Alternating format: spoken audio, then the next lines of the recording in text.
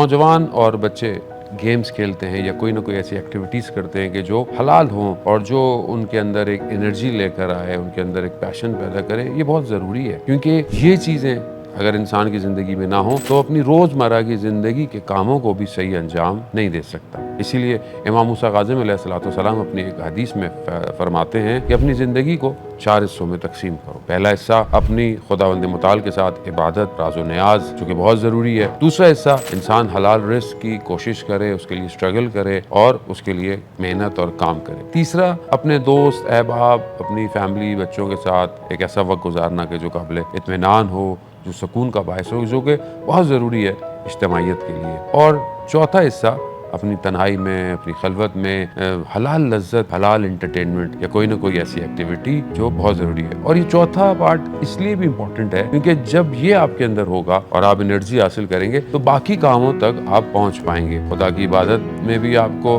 लज्जत मिलेगी, आप रिज़्क़ हलाल के लिए भी बहुत मेहनत कर पाएंगे और उसके अलावा आप जो है वो सोसाइटी और सोशल अपना जो एस्पेक्ट है वो भी अंजाम देंगे। लेकिन क्योंकि आजकल दौर ऐसा है, सोशल मीडिया का दौर है, जिसमें हमें अपने आप को बैलेंस करना बहुत ज़रूरी है।